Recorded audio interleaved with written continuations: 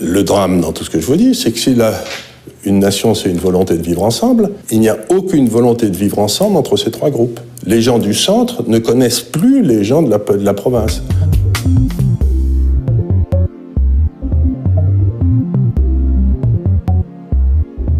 Charles Gave, bonjour. Bonjour. Vous êtes économiste, financier et président de l'Institut des Libertés. Dimanche dernier avaient lieu les européennes. Comment peut-on interpréter ces résultats ? Question difficile, mais je vais essayer d'y répondre le plus franchement possible. Il y a plus de 50% des Français qui ne comprennent pas grand-chose, quoi. C'est un peu inquiétant. J'ai trouvé ces résultats absolument désastreux. Mais je crois aussi que l'offre qui était faite aux Français était d'une pauvreté insigne, puisqu'il n'y avait pas un représentant de ce qu'on pourrait appeler une société de liberté, c'est-à-dire que c'était à qui voulait nous protéger le plus, nous réglementer le plus. Donc, là, par exemple, il y a eu une percée des Verts, apparemment, d'après ce qu'on m'a dit. Eh bien, les Verts, ils veulent qu'on se balade avec des robes de bure et qu'on ait des chaussures de franciscains pour marcher, les pieds nus dedans. Les Verts, ce sont des malthusiens, ce sont des gens qui pensent qu'il n'y aura pas assez de ceci ou de cela, ou que la Terre est en danger, ou je ne sais quoi. Et c'est pas vraiment un truc, si vous voulez, d'être le dernier à mourir, n'est pas quelque chose qui m'enthousiasme. Donc, aucun des candidats ne présentait un message d'espoir, d'engagement, d'amusement. La vie n'est pas ennuyeuse, prenez des risques, amusez-vous, pétez-vous la gueule, c'est ça d'être vivant. C'est pas d'être le dernier à mourir, quoi. Donc j'ai eu un sentiment à la fois de lassitude et d'inquiétude, parce que l'offre politique française est devenue un concert de lamentation sur la façon dont le monde fonctionne. C'est pas vrai. C'est pas vrai. Le monde n'est pas horrible, le monde n'est pas triste, le monde n'est pas vilain, le monde n'est pas méchant. Le monde est amusant pour peu qu'on y aille.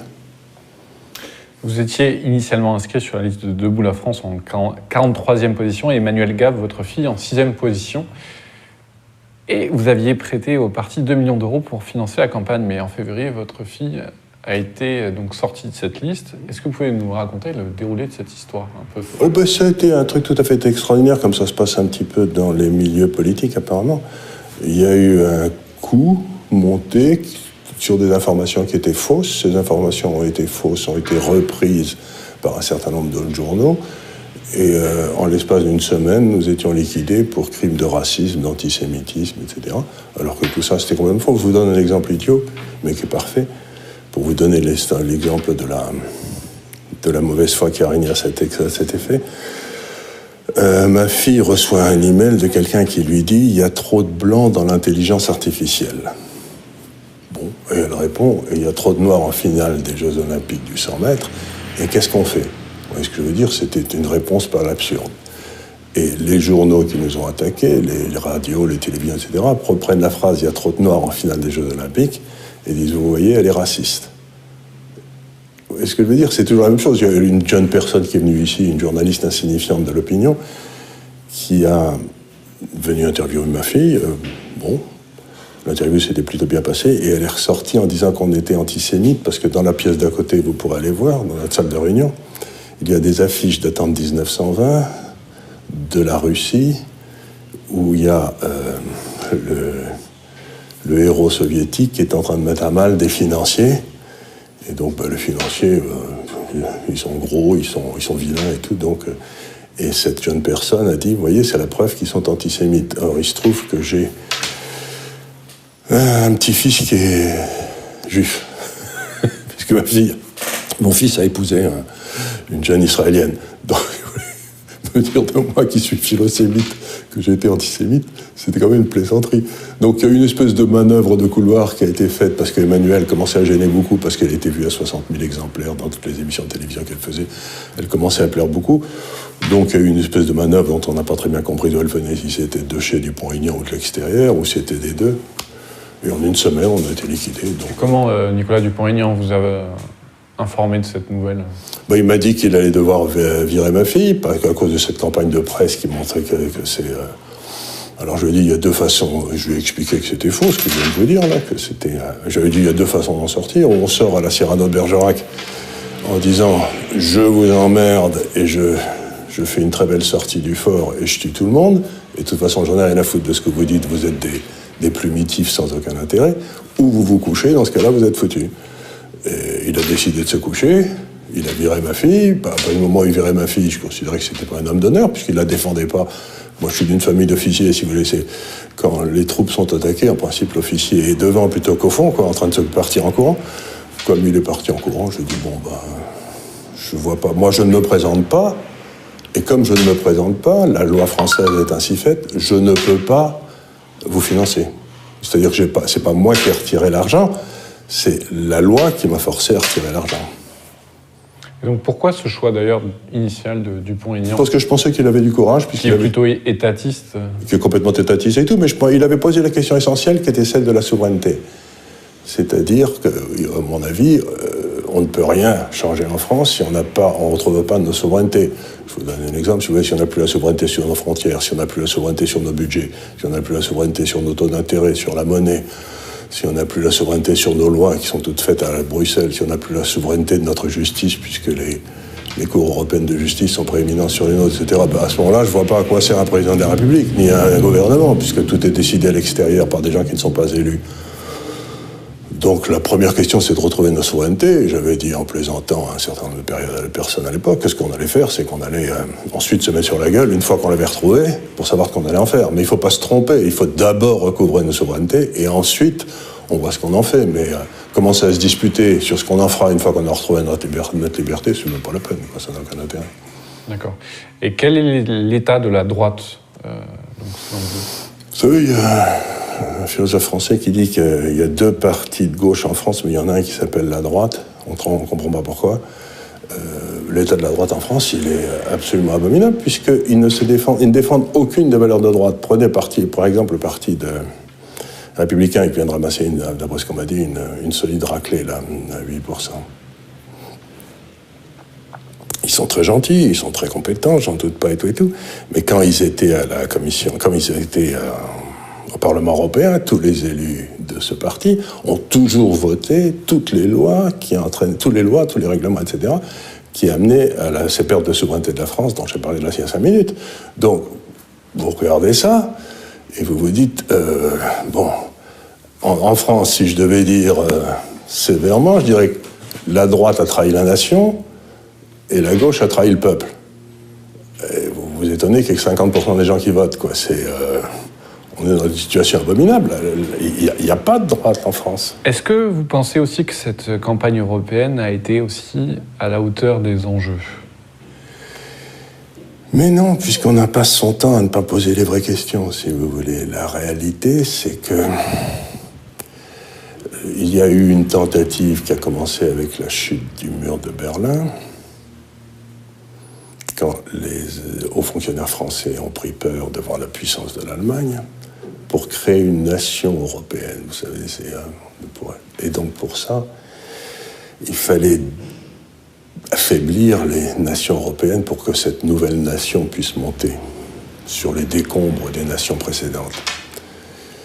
Mais comme le disait Jean-Paul II, la liberté individuelle ne peut s'exercer que dans le cadre d'une nation démocratique. Une nation. Pourquoi ? Pour une raison très simple. C'est que dans le cadre d'une nation où vous partagez un vécu, c'est la définition de renom de la nation, etc., quand il y a une élection, vous acceptez que vous perdez, comme c'est dans le cadre de la nation, vous acceptez de la perdre, puisque c'est le peuple que vous respectez qui s'est exprimé. Mais aujourd'hui, dans le cadre de l'Europe, mettons qu'une nation veuille rester polonaise, hongroise, etc., si elle perd dans le cadre de l'Europe, il n'y a pas de volonté de vivre ensemble avec les autres Européens.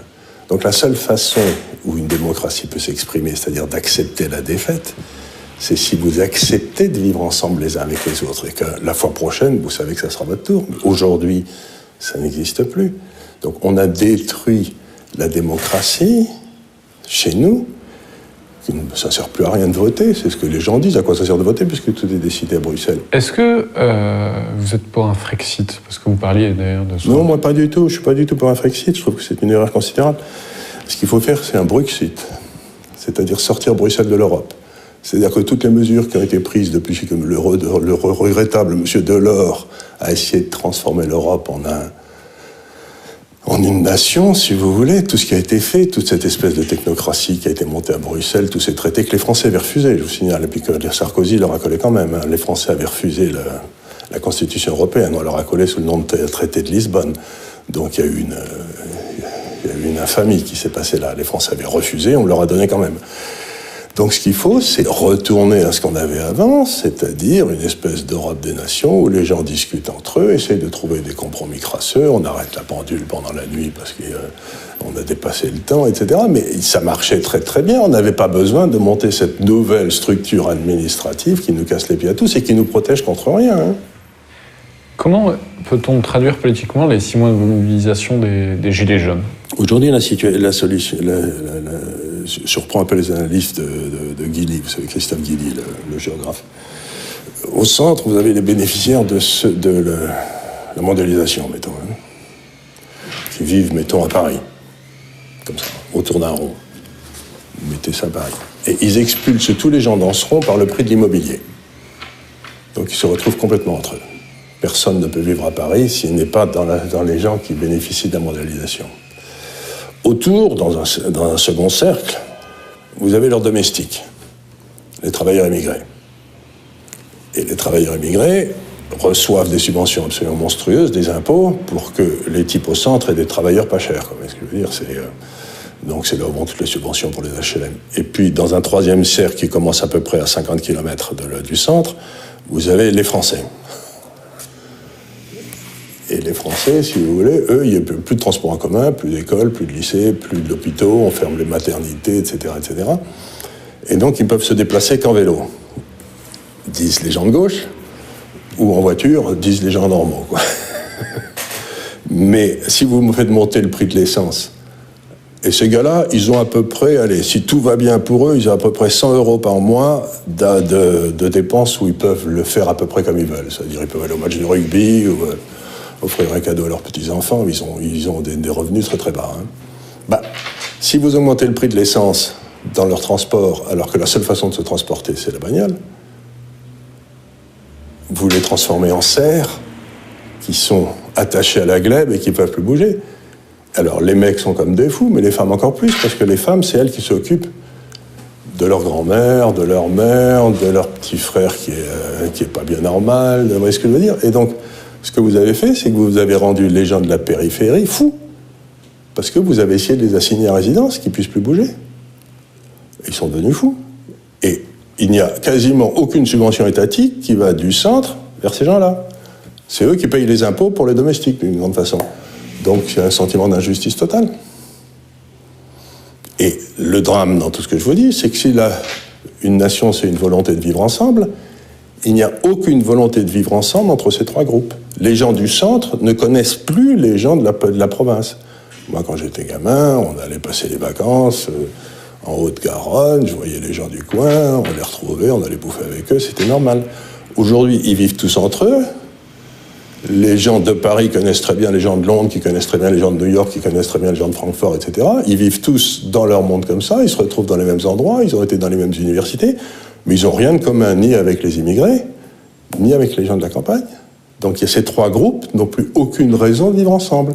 C'est en quelque sorte un truc qui pourrait amener à une guerre civile.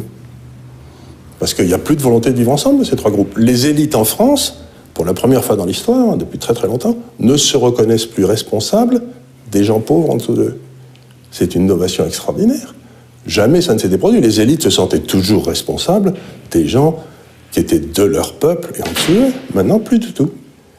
Ils n'ont aucun sens de responsabilité vis-à-vis du gars qui vit dans l'Ardèche, l'Ariège ou le Gers, quoi. Ils s'en foutent. S'ils ne les voient jamais, ils ne les connaissent pas, ils ne savent même pas qu'ils existent. Et en plus, ils pensent que ce sont des imbéciles, comme le président l'a dit 25 fois.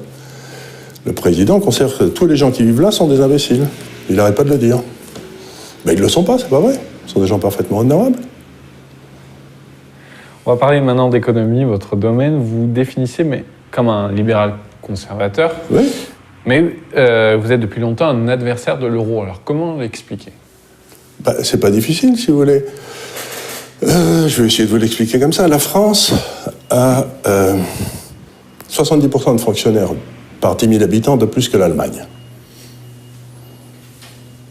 Moi, je ne porte pas de jugement de valeur. C'est peut-être pour ça que la France est un pays dans lequel il fait bon vivre. C'est peut-être qu'il y a des tas de gens qui ne travaillent pas trop et qui sont de bonne humeur. J'en sais rien, moi je dis ça, mais j'ai rien contre. Ça me c'est pas une deuxième banque. Mais qui paye ces 70%?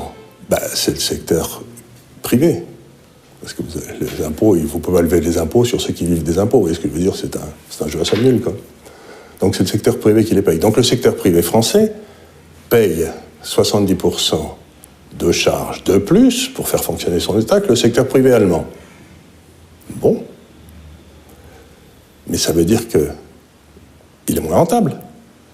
Et donc au bout d'1 an, 5 ans, 10 ans, 15 ans, si les taux de change sont fixes, ne peuvent pas bouger, toute l'industrie française va disparaître. Donc ce que j'essaie de dire aux gens, c'est que vous pouvez avoir 70% de fonctionnaires de plus que l'Allemagne, vous pouvez avoir un taux de change fixe avec l'Allemagne, mais vous ne pouvez pas avoir les deux à la fois. Sinon, toute votre industrie disparaît. C'est ce qui est en train d'arriver à la France et à l'Italie. Quand l'euro est sorti, j'ai écrit un livre qui s'appelait « Des lions menés par des ânes », en expliquant que c'était une imbécilité foudroyante. J'ai dit, l'euro va amener à trop de maisons en Espagne, trop de fonctionnaires en France et trop d'usines en Allemagne. On y est, ça ne marche pas, qu'est-ce qu'on fait? Si aujourd'hui vous voulez établir une usine, si vous ne la mettez pas en Allemagne, vous êtes un imbécile, puisque la productivité du travail est plus forte, les impôts sont plus faibles. Si vous la mettez en France, vous êtes un âne. Vous cherchez à faire faillite. Dans le temps, ce qu'on faisait, c'est qu'on payait un petit peu les fonctionnaires en monnaie de singe, une monnaie qui baissait tout le temps, comme ça, on pouvait atténuer le fait qu'il y en avait 70% de plus. Mais à partir du moment où vous empêchez l'ajustement, si vous payez en quelque sorte les fonctionnaires français en Deutschmark, il faudra en virer la moitié. Mais vous ne pouvez pas, parce qu'il n'y a aucune raison. Puisque c'est ça que veut le peuple français. Mais il y a quelque chose d'étonnant, c'est qu'on veuille à la fois une chose et son contraire. On ne peut pas vouloir deux choses opposées. Moi, je comprends très bien que les Français veulent avoir 70% de fonctionnaires de plus, mais je ne comprends pas pourquoi imposer un taux de change fixe. Les gens qui nous l'ont imposé, comme M. Trichet, pensaient que ça forcerait à virer les fonctionnaires en trop. Good luck, bonne chance. D'accord. Et est-ce qu'avec un nouveau Parlement et une nouvelle Commission, est-ce qu'on peut s'attendre à de nouvelles orientations économiques? En fait, non, parce que, si vous voulez, ça ne va pas changer grand-chose. Si vous ajoutez les europhiles convaincus, plus le social-démocrate, plus des gens de fausse droite comme les républicains en France, etc., ils ont toujours la majorité au Parlement, donc rien ne va changer. Le vote n'a pas été suffisant pour amener une majorité d'eurosceptiques, en quelque sorte. Donc non, ça ne va rien changer du tout. Par contre, ce qui peut changer, c'est qu'il y a un pays en Europe qui a voté à 70% contre l'Europe, c'est l'Italie. Qui a voté à 70% pour dire « voulez pas ». Donc on va avoir une crise constitutionnelle entre l'Italie et l'Europe dans les mois qui viennent, assez simplement, parce que l'Europe va dire à l'Italie « vous n'avez pas le droit de dépenser plus d'argent dans votre budget ». Et les Italiens vont dire « et pourquoi ?» Et l'Europe dira « parce que vous n'êtes pas souverain ». C'est moi qui suis le souverain, dira Bruxelles. Sur votre budget, c'est moi qui ai la souveraineté sur votre budget. Et peut-être M. Salvini va dire, tiens, on va poser la question au peuple italien, savoir qui est souverain. Est-ce que c'est Bruxelles ou est-ce que c'est le peuple italien? Et à ce moment-là, ça peut faire péter l'euro. Mais je veux dire, le seul endroit où on a eu un vrai vote violemment anti-européen, c'est l'Italie. Plus les suspects habituels comme la Hongrie, etc., ou la Pologne, mais enfin ceux-là, ils sont déjà de l'autre côté. Mais c'est l'Italie qui peut... Ces pays-là ne sont pas dans l'euro. Par contre, l'Italie est dans l'euro, et donc si elle dit « moi, je veux sortir de l'Europe », si elle dit « je veux sortir de l'euro », elle sort de l'Europe immédiatement. Donc à quoi doit-on s'attendre aussi avec l'Allemagne qui ralentit sa croissance? Je crois que c'était en 2018, avec une croissance de 1,5. Ce que je me tue à dire aux gens, c'est que l'Allemagne est en faillite, mais ils n'ont pas l'air de me croire. Ils sont en faillite pour une raison très simple, si vous voulez, c'est que d'abord, comme l'euro était trop bas, ils ont investi dans des tas d'activités où ils sont anormalement rentables alors qu'ils n'auraient pas dû l'être, comme la bagnole, par exemple. Alors les bagnoles, dans 10 ans, plus personne n'en utilisera. C'est un secteur qui est complètement mort. Or, l'économie allemande, c'est la voiture, il ne faut pas se tromper. Donc ils sont dans le mauvais secteur, puisqu'on les a maintenus avec un taux de change trop bas. Ils sont, bon. Et la deuxième des choses, c'est que ces corneaux ont prêté 1000 milliards d'euros à la France, à l'Espagne, à l'Italie, à la Grèce, pour acheter leurs bagnoles. Ils ont fait du crédit fournisseur. C'est-à-dire qu'on vous prête de l'argent, et avec cet argent, vous achetez nos voitures. Donc ils se retrouvent aujourd'hui créditeurs de 1000 milliards d'euros vis-à-vis de pays qui sont en état de faillite. Donc les Allemands, ils auraient pu foutre leur bagnole sur un bateau et aller le couler au large de Hambourg, ça leur aurait fait autant de bien. Ils ont échangé des voitures d'excellente qualité contre de reconnaissance de dette faite par un Grec, par exemple. Et qui vous préférez être le Grec qui a la voiture ou la compagnie d'assurance allemande qui a la reconnaissance de dette, vous voyez ce que je veux dire? Donc, grosso modo, les gens ne le savent pas, mais l'Allemagne est à la veille est dans une situation de quasi-faillite. En plus, ils ont une démographie abominable. Et donc, il faut rien avoir en Allemagne en tant que financier, c'est le pays. Ah oui, rien. Vous pouvez avoir des choses dans la Bourse de Paris, parce que la Bourse de Paris, il y a des tas d'affaires qui sont extrêmement bien diversifiées dans le monde entier, du style Air Liquide, LVMH et L'Oréal, qui produisent partout, qui vendent partout. Mais en Allemagne, c'est une bourse qui est centrée sur un territoire, qui bénéficie de faux prix, de faux taux d'intérêt, de faux taux de change pour maintenir une activité qui n'a pas de raison d'être. L'intérêt, ça sert à compenser l'incertitude du futur. Mais alors si on a des taux d'intérêt négatifs à cause de la Banque Centrale Européenne aujourd'hui, qu'est-ce que ça veut dire en termes philosophiques? Ça veut dire que le futur est plus certain que le présent. Ce qui est complètement impossible. C'est une imbécilité logique. Donc aujourd'hui, ça fait 15 ou 20 ans que l'Europe est gérée en fonction d'une imbécilité logique pour maintenir un truc qui n'a pas lieu d'être, qui est une monnaie commune entre des pays qui ont des productivités différentes. Donc c'est un système où il y a... Si le taux d'intérêt, ça sert à allouer les ressources dans le temps par l'intermédiaire du mécanisme d'escompte, et le taux de change, ça sert à allouer les ressources dans la géographie par l'intermédiaire de l'espace, ben ça veut dire que et le taux de change et le taux d'intérêt sont des faux prix, donc tous les prix sont faux en Europe. Les prix sont complètement faux. Donc comme les entrepreneurs se servent des prix pour prendre leurs décisions, ça veut dire qu'on est dans un monde complètement irréel. Encore une fois, on est en Union soviétique. Il n'y a pas de prix de marché en Europe, ni sur les taux d'intérêt, ni sur les taux de change, ni sur ce que téléphone, ni rien du tout, quoi. Rien. Est-ce que, par exemple, Donald Trump, est-ce que c'est un modèle en économie pour vous?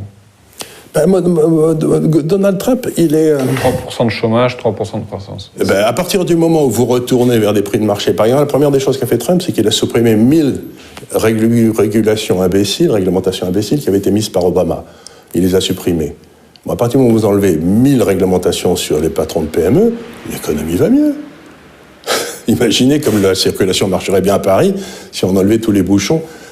Il y a des travaux partout, il n'y a jamais personne qui bosse nulle part. Je ne sais pas si vous avez remarqué à Paris, Madame Hidalgo, elle organise des bouchons, vous avez 3 voies qui deviennent une seule parce qu'ils ont mis d'énormes blocs en ciment, personne ne sait pourquoi. Ben voilà, Trump, ce qu'il a fait dans l'économie, il a enlevé les blocs en ciment. Si vous voulez, il y a un certain nombre de gens qui avaient monté des systèmes qui étaient d'exploitation d'un certain nombre de trucs. C'était pas une concurrence libre. Et c'était à partir du moment, par exemple, où par exemple, l'armée chinoise a des dizaines de milliers d'hectares dans lesquels ils font pousser des tomates et qui sont des camps de travail pour les musulmans. Vous prenez les tomates, vous en faites de la sauce tomate et vous les vendez à 1/10 du prix de la sauce tomate française. Est-ce que c'est du libre-échange? Vous voyez ce que je veux dire? Il y a peut-être des moments où il faut un tout petit peu prendre en compte... Moi, je vis de temps en temps à Avignon, il y a des cerises magnifiques qui poussent au bas du Ventoux, là. Bon, il y en a quasiment plus parce qu'on n'a pas le droit de mettre je sais quel produit qui les protège. Donc, voilà, bon, elles sont, il n'y en a plus. Mais par contre, on importe des cerises de Turquie qui, elles, sont toutes traitées avec ça. Donc, si vous empêchez les producteurs de cerises français de foutre ce produit et que vous importez des tas de cerises de Turquie sur lesquelles le produit a été mis, est-ce que c'est du libre-échange? Et d'ailleurs, vous qui parliez donc de la Chine, et vous qui connaissez assez bien donc les marchés asiatiques, comment se porte l'économie chinoise? L'économie chinoise va pas mal, mais là, en ce moment, ils ont sans doute fait une erreur dans les La croissance est un peu au ralenti. Non là, oui, bon, au ralenti, ils croissent encore de 5 ou 6%, c'est-à-dire que, si j'ose dire, aujourd'hui, 6%, compte le fait que vous croissez à 6%, ça fait 12 ans, vous doublez la taille de l'économie chinoise tous les 12 ans, à 6% par an. Donc aujourd'hui, une croissance de 6%, c'est quasiment 12% il y a 12 ans. Vous voyez ce que je veux dire? Donc il faut voir aussi la taille de l'économie chinoise. C'est un truc absolument gigantesque. Et puis, non, mais ils ont fait une erreur, là, si vous voulez. Ils avaient accepté un certain nombre de choses dans les transactions avec les Américains, avec Trump. Et puis ils sont revenus en disant non, ça, on l'avait accepté, mais on ne l'accepte plus. Alors Trump a pris le mort aux dents. Il leur a dit, bon, c'est très bien, mais ça veut dire que je romps les négociations, quoi. Ça ne m'intéresse plus de négocier avec vous, puisque des choses qui ont été acceptées, vous revenez dessus. Ce qu'il ne faut jamais faire en négociation, c'est une erreur incroyable. Une fois que vous avez accepté, puis pas, vous passez à autre chose. Et ce qu'a fait Trump, c'est qu'il a dit, à partir de maintenant, vous n'aurez plus accès aux semi-conducteurs américains. Alors il faut savoir que les Américains ont un monopole total sur les semi-conducteurs de très grande qualité. Semi-conducteurs, tout ce qui va dans les téléphones, tout ce qui va dans ces trucs-là. Ils ont un monopole total. Et ce qu'il y a d'extraordinaire, c'est que, du coup, par exemple, quelqu'un comme Huawei n'existera peut-être plus dans un an. C'est-à-dire que les Américains ont dit, on n'autorise plus nos sociétés à exporter nos semi-conducteurs vers vous. C'est-à-dire que, par exemple, Huawei devait installer la 5G partout en Europe, partout en Angleterre, partout en Belgique et tout, et maintenant, comme ils n'auront pas les semi-conducteurs américains, ils sont foutus. Donc les États-Unis viennent d'un seul coup de couper les possibilités de croissance technologique de la Chine, parce que les Chinois importent pour 300 milliards par an de semi-conducteurs. Je ne sais pas si vous vous rendez compte, 300 milliards par an, c'est plus que le pétrole. Donc ils viennent de leur couper le matériel de base pour la nouvelle économie, en quelque sorte, pour l'économie de la connaissance. Ils auraient mieux fait de parvenir en arrière sur leur discussion. Et là, ils sont un peu coincés parce que, qu'est-ce que vous voulez qu'ils fassent en quelque sorte, les Chinois, ils sont prisonniers des Américains en raison de l'avance technologique des États-Unis. Et les Américains viennent de leur dire, bon, on vous fournit plus de ce qui vous permet de continuer à avancer, quoi. Donc ça, c'est pas une bonne nouvelle pour la Chine. Il y a aussi un autre enjeu de ces élections européennes, donc qu'on n'a pas encore évoqué, c'est l'écologie, et qui a un rapport aussi avec la Chine. L'écologie, pour revenir à cette question, est devenue une espèce de nouvelle religion. Vous savez, les religions, ça part toujours du même principe. On vous dit, vous avez fait un gros péché, vous dites, oui, c'est vrai. Et ensuite, il y a un prêtre qui arrive et qui dit, mais je peux intercéder pour vous auprès de la divinité. Et donc ce prêtre, mais à condition bien entendu que vous m'entreteniez gravement comme je le mérite, puisque j'ai consacré ma vie à sauver la planète. Et donc on assiste à la naissance d'un nouveau clergé, à la naissance de nouvelles punitions, il faut se confesser, il faut se mettre des cendres sur la tête et tout. Et par contre, les gens qui font ça vont tous prendre des avions pour aller au dernier conseiller truc scientifique qui se passe toujours jamais à Hénin-Beaumont, mais toujours à Rio, à Bali, dans des endroits comme ça, où on discute gravement de la façon dont il faut sauver les pêcheurs.